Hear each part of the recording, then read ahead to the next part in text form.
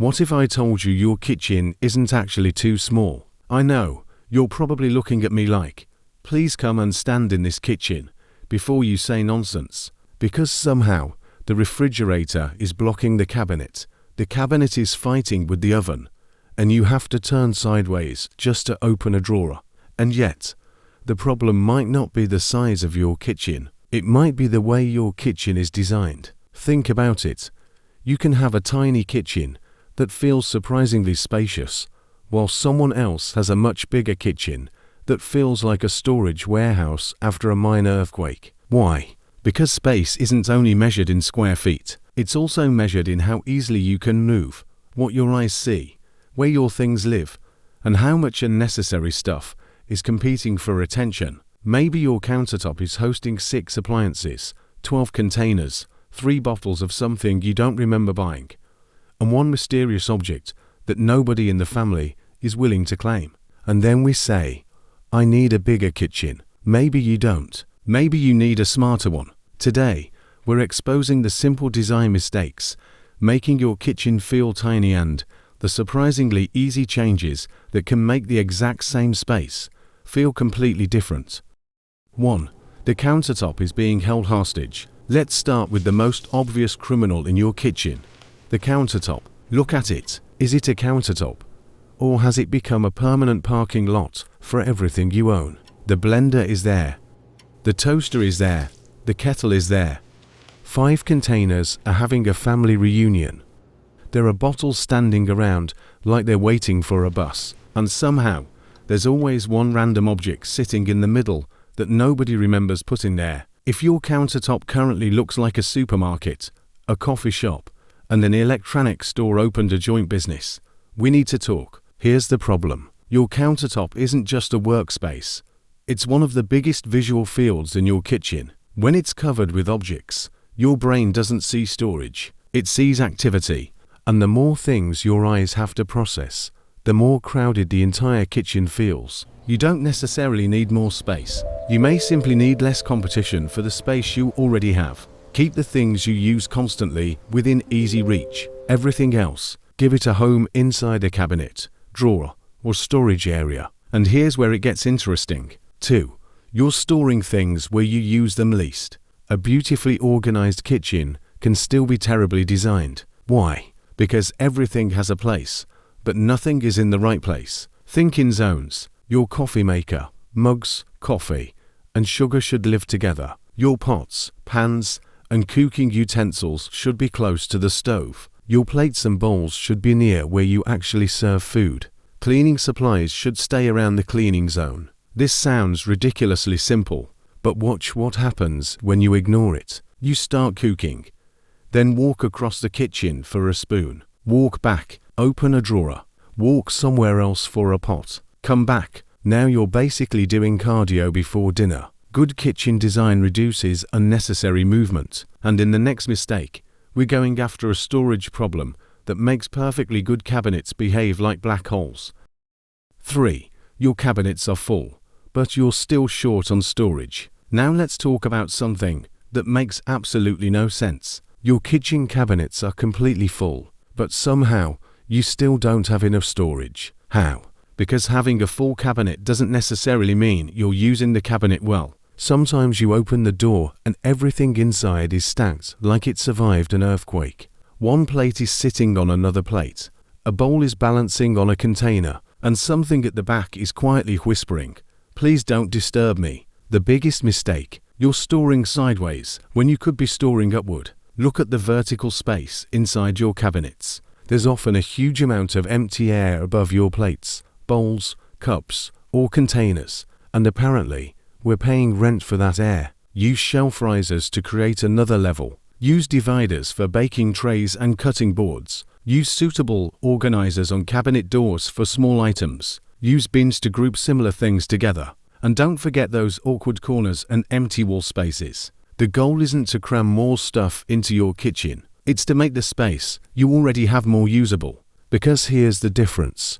A badly organized cabinet says, everything fits. A well-organized cabinet says, everything is accessible. And that distinction changes everything.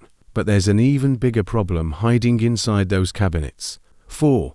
You're using deep cabinets like black holes. You know that cabinet, the one where you put something inside and immediately forget it exists. You bought a can of beans. You pushed it to the back. 3 months later, you discover it and realize, congratulations, you've just discovered a can of beans from an archaeological period. Deep cabinets aren't automatically bad. The problem is when items disappear behind other items. If you can't see something, you're much less likely to remember it, reach for it, or use it. That's why pull-out organizers, bins, dividers, and suitable lazy Susans can be so useful. Group similar things together. Keep frequently used items visible and accessible, because the best storage isn't the storage that holds the most. It's the storage that helps you find what you need without starting a small investigation. And wait until you see the next mistake, because this one can make an organized kitchen look chaotic even when everything is technically in its place.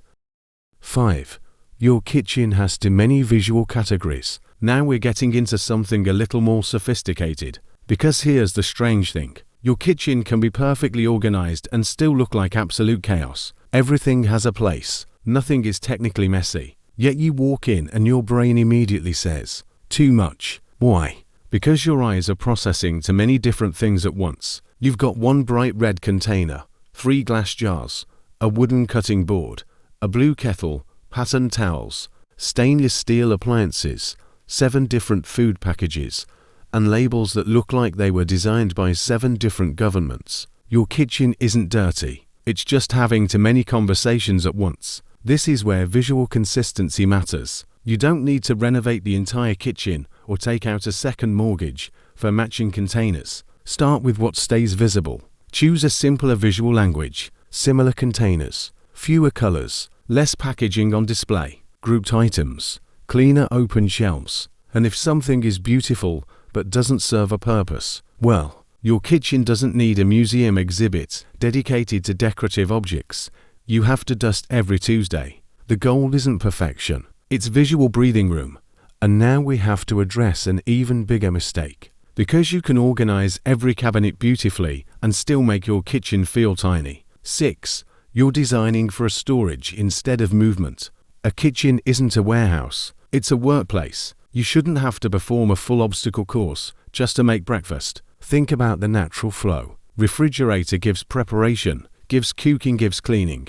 When those activities are reasonably connected, your kitchen feels easier to use. But if you constantly have to walk across the room, reach behind 3 appliances, move 5 containers just to reach one pan, then open 4 different cabinets looking for a spoon, you're not cooking, you're completing a side quest, and every unnecessary movement makes the kitchen feel smaller. That's why good kitchen design isn't just about where things fit, it's about how easily you move, because the next mistake is hiding in the one thing you probably never think about, the floor.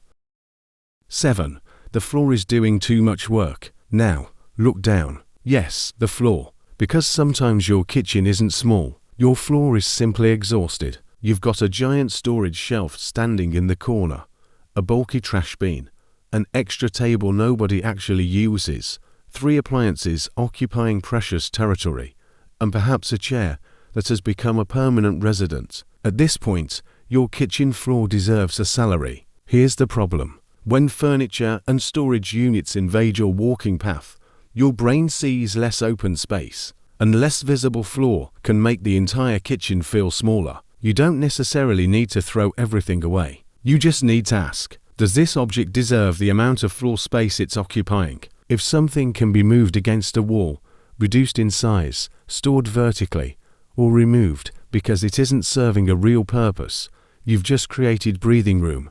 And breathing room is valuable. Sometimes making a kitchen feel bigger isn't about adding anything. It's about letting the space show itself. But here's the funny part. We've been looking at the floor, while completely ignoring one of the biggest storage opportunities in the room. 8. You're ignoring the walls. Your walls have been standing there quietly this entire time like, hello, I can help. And you've been paying rent for all that vertical space without using it. Depending on your kitchen, walls can hold useful things through hooks, rails, narrow shelves, vertical racks, or other suitable wall-mounted organizers, a small shelf can hold items that would otherwise occupy precious counter space. A rail can keep frequently used tools accessible. A hook can take something off the countertop and put it exactly where you need it. But, and this is important, don't discover wall storage and suddenly become an interior design herder. You do not need 47 hooks because you found a pack of hooks on sale. The goal isn't to cover the wall with everything you own. It's strategic storage. Use the wall to remove clutter from the countertop and floor, not to create a vertical junk drawer. And once you understand that, the next mistake becomes surprisingly psychological. Because sometimes the biggest thing taking up space in your kitchen isn't an appliance. It's something you're afraid to let go of. 9. You're keeping things because maybe I'll need it. Now we're getting to the part where your kitchen isn't the only thing being organized. Your thinking is too. Because let's be honest, how many things are sitting in your kitchen because you genuinely use them? And how many are there because of the famous sentence, maybe I'll need it someday? Ah yes, someday, the mysterious day that apparently requires 3 identical serving bowls, 6 mugs nobody touches, a broken appliance you're emotionally attached to, and enough food containers to cater a wedding. Here's a better way to think about it. Every object has rent. It takes up physical space. It demands cleaning. It occupies your visual attention. And sometimes, it makes you search through 5 other things just to find what you actually need. So ask yourself, do I use this? Do I own duplicates? Would I buy this again today? Does it fit the way I actually live now? And most importantly, is this object worth the space it occupies? You don't have to throw everything away. The goal is simply to stop giving valuable kitchen space to things that contribute nothing. Because sometimes the kitchen doesn't need more storage. It needs fewer tenants. And now comes the final mistake one that explains why some kitchens look beautiful at 10 a.m. and completely lose the plot by 8 p.m. 10. Your kitchen doesn't have a reset system. A kitchen isn't truly organized if it only looks organized immediately after you clean it. You need a system that brings it back to order, and it can take just 5 minutes. Clear the countertop. Return everything to its zone. Wash the dishes or load them properly. Wipe the main work surface. Then prepare the kitchen for tomorrow. That's it. 5 minutes. Because tomorrow's breakfast should not begin with you staring at last night's kitchen like you're investigating a crime scene. The secret isn't cleaning harder. It's resetting consistently. And when you combine that habit with everything we've discussed, something surprising happens. You don't get a bigger kitchen. You get something better. A kitchen that finally feels like it has enough space. 11. The 10-minute kitchen transformation. Alright, we've talked about countertops, cabinets, walls, floors, movement, and all those mysterious objects that somehow multiplied when nobody was looking. Now let's stop talking and test the theory. Give me 10 minutes. Not tomorrow. Not when you have a free weekend. 10 minutes. Minutes 1, 2. Clear the countertop. Remove everything that doesn't belong there. Not I'll move it slightly to the left. Actually remove it. Your countertop needs to breathe. Minutes 3 to 4. Group similar items. Put similar things together. Cooking tools with cooking tools. Coffee items with coffee items. Cleaning supplies with cleaning supplies. Suddenly, you're not searching for things anymore. You're shopping in your own kitchen. Minutes 5 to 6. Move things closer to where you use them. Ask yourself, why am I walking across the kitchen every time I need this? Move frequently used items closer to their natural zone. Your kitchen should work with you, not send you on daily fitness challenges. Minutes 7 to 8. Use one vertical space. Look upward. Choose one cabinet, wall, or storage area, and use the empty vertical space more efficiently. One small change can create surprisingly more usable room. Minute 9.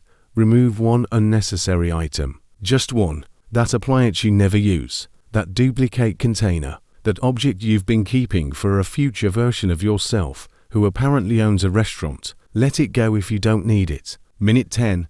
Create one clear workspace. Leave yourself a clean area where you can actually prepare food comfortably. Now step back. Look at your kitchen. Did the walls move? No. Did you knock down a cabinet? No. Did you spend thousands on renovation? No. You simply stopped wasting the space you already had. The big reveal. And that's the real secret. Your kitchen may not have been the problem.